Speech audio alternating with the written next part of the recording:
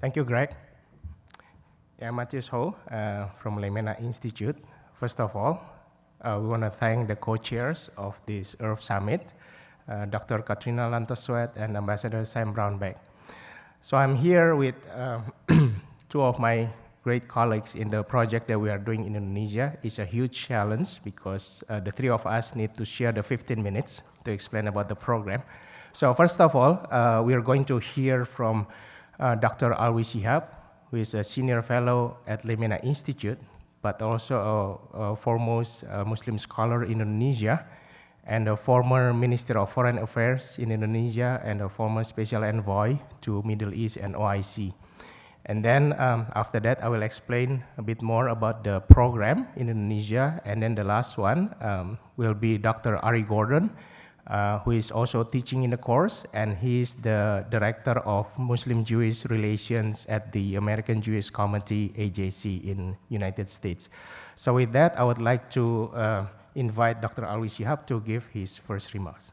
Dr. Shihab. Thank you.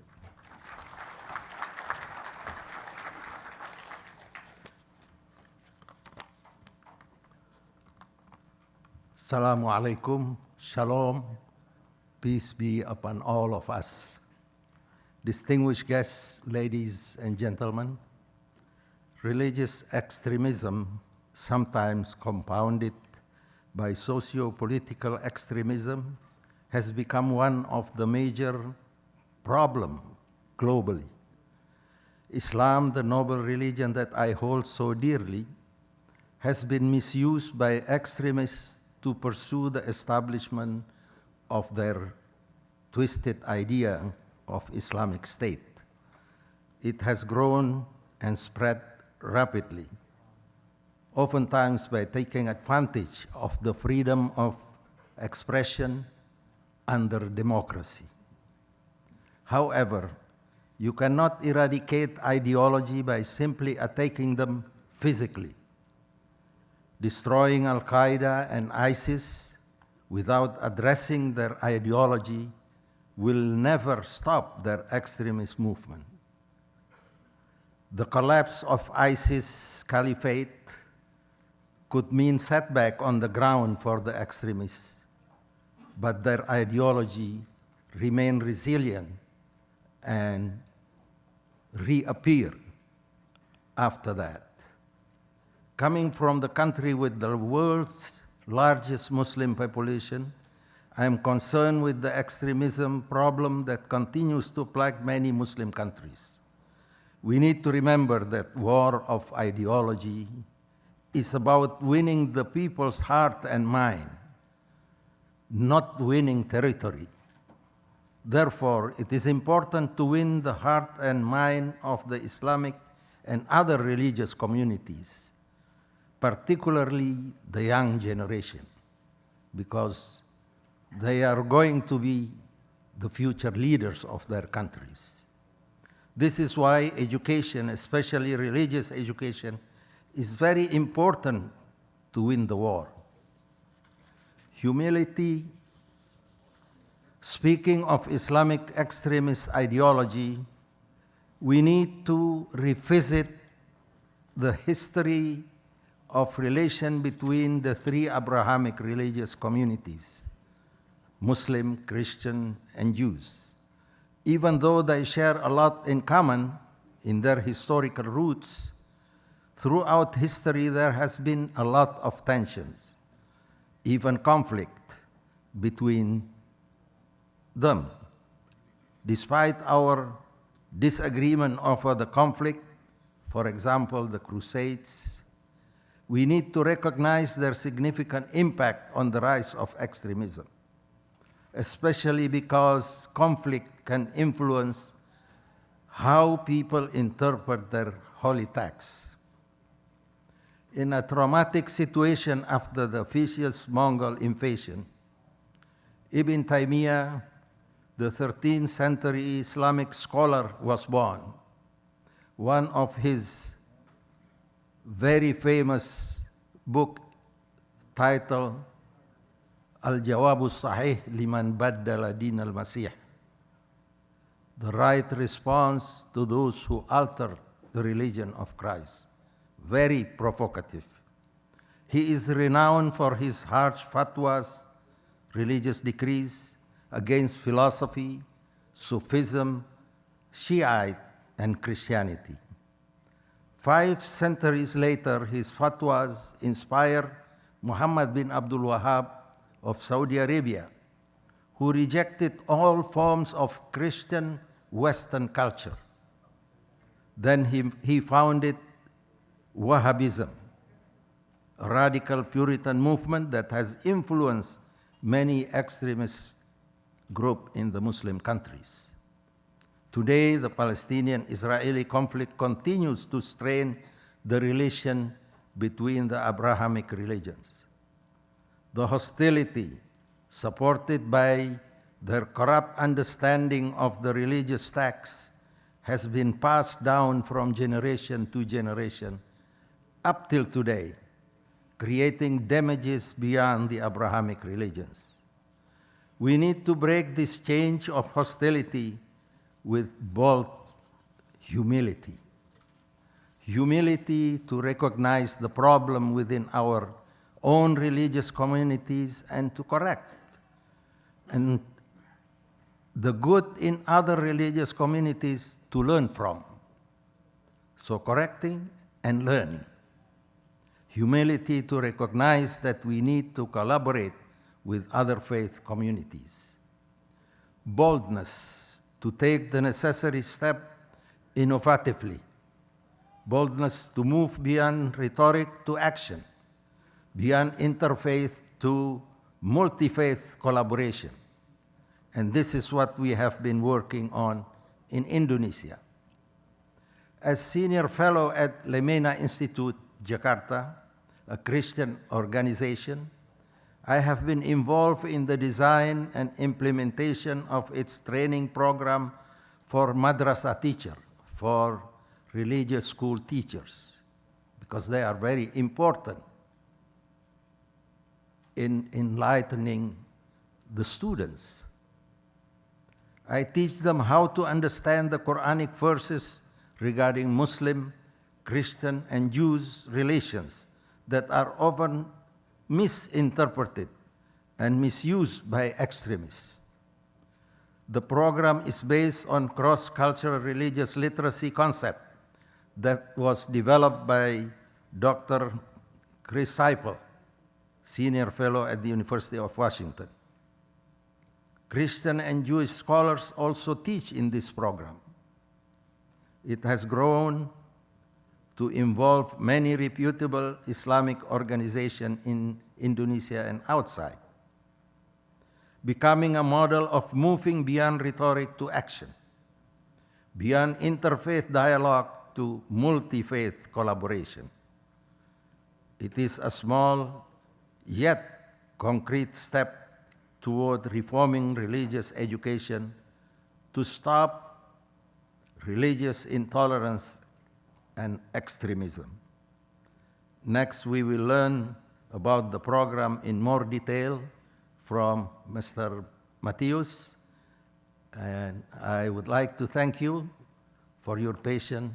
Wassalamu alaikum warahmatullahi wabarakatuh. Shalom. Thank you, Dr. Shihab. Can I have my slides up, please? So before I start, I also want to thank the Indonesian Minister of Law and Human Rights, His Excellency Yasona Lawli, who is taking the time from his very busy schedule to be with us today. Thank you very much, Your Excellency. So I think that really shows the seriousness of Indonesian government in this topic. So can I have my slides? Okay, thank you. So I'll just go quickly about the technical things about our program. So our program is based on what is called the cross-cultural religious literacy. If you want to know more about that, you can get the book. It's written there. So it's basically based on 3 competencies: personal, comparative, and collaborative. The idea is basically how we move beyond interfaith dialogue into multi-faith collaboration, because we believe that it's not enough simply to have a nice, warm dialogue about peace between the different religious believers, but how we can work together, because that's really the test.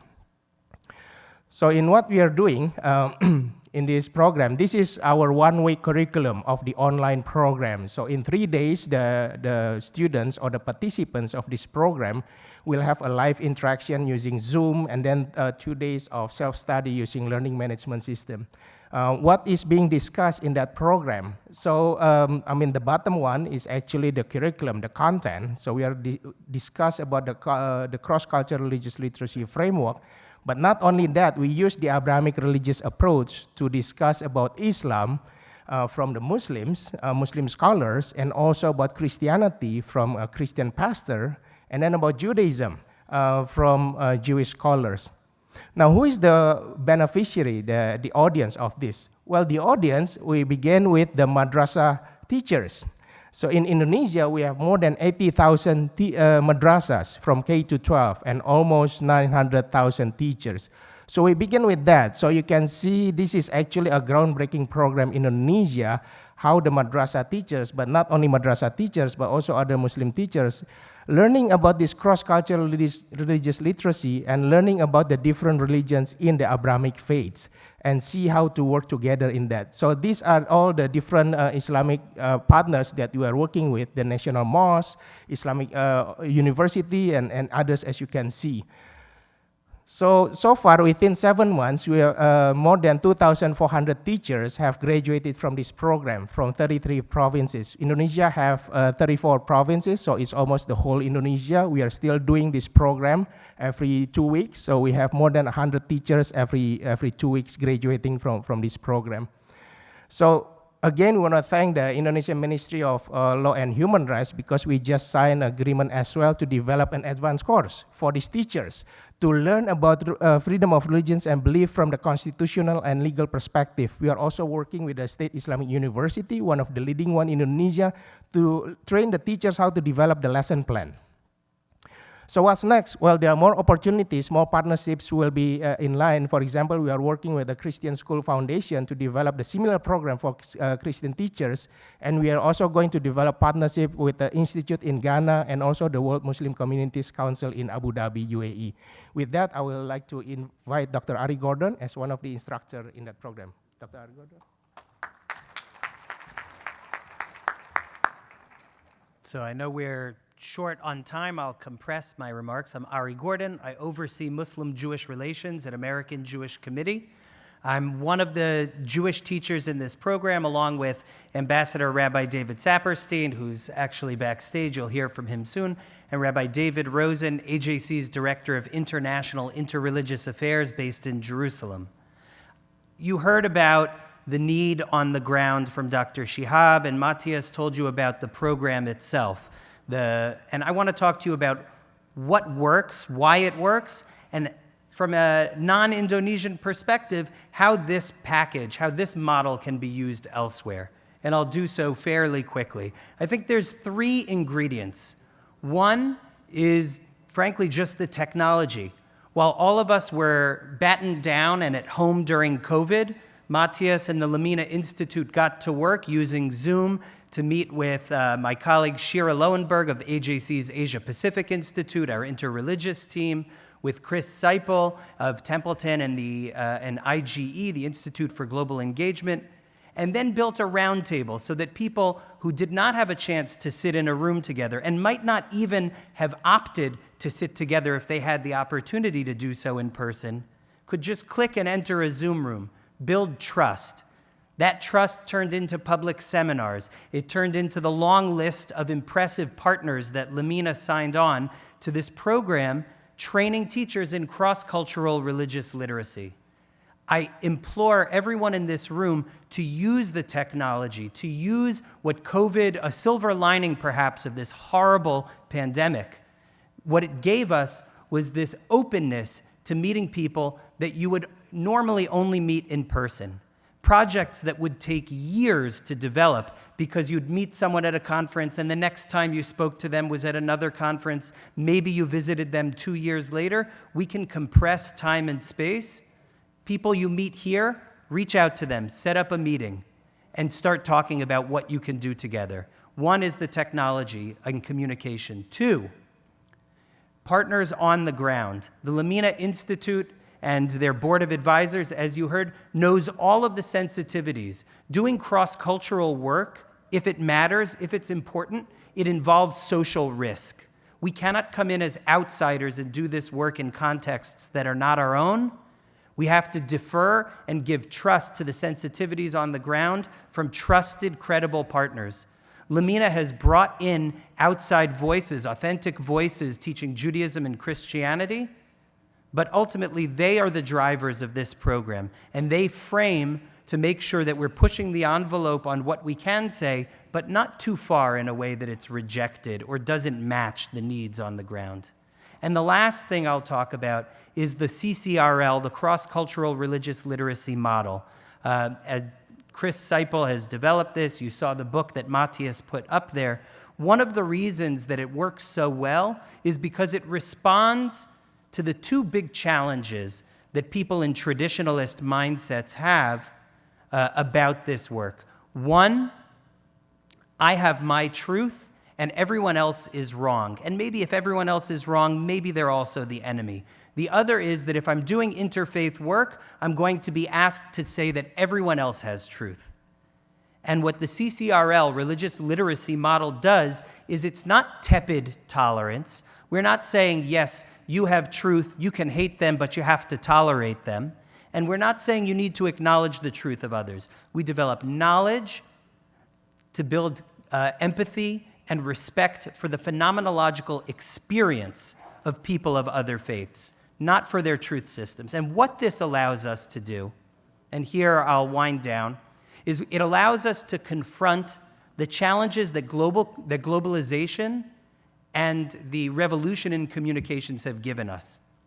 First, misinformation and disinformation and hate. We know that technology and various kinds of media can be part of the problem of dividing people.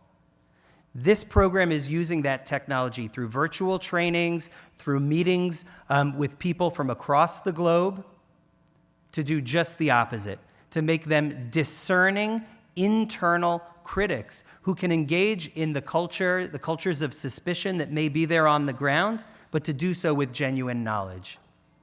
Two, that suspicion that if I learn about other faith traditions, I'm going to lose my own faith is addressed because we are not asking the acknowledgement of other faiths, and in fact, we're doing something that's quite different. We're inviting people to be momentary outsiders to their own faith tradition by learning about others. And in doing so, especially in countries where there's a religious majority of one kind, when you see that there are others who value prayer, there are others who value some of the same belief systems that you have, there are others who have ritual practices, you lose the complacency, and difference trains you to love your own. So it does both of those things. And finally, cooperation, that most important value. We are asking people to work together on global challenges. And when we do, anyone who is confronting global challenges is going to have to work with people who disagree with them on something. This is just a tool for global citizenship. We can sell it, we can sell this product to the greatest skeptics because A, it's a tool for combating hate and making sure that the technology that many find threatening is actually used well. Two, it can strengthen people in their own faith tradition and practice. And three, it's the only way that societies can be global players working with people of various differences. There is a great hunger for this, and I remember just one person who had a video testimonial of her experience, and she came from a very conservative province of Indonesia, and she said, I go onto the roof of my school building every night that we have a class because that's where the internet is best, and I can watch this program, and I can learn about others, and I can be transformed, and I can bring it into my classroom so that the youth of the next generation and the youth of our countries can actually be these global citizens who have respect and empathy for the other without giving up on their own deeply held beliefs. It's a remarkable program. I hope that you'll learn to support this. And if you're interested in bringing it into your own contexts, please speak with Matius, Dr. Shihab, or myself. Thank you.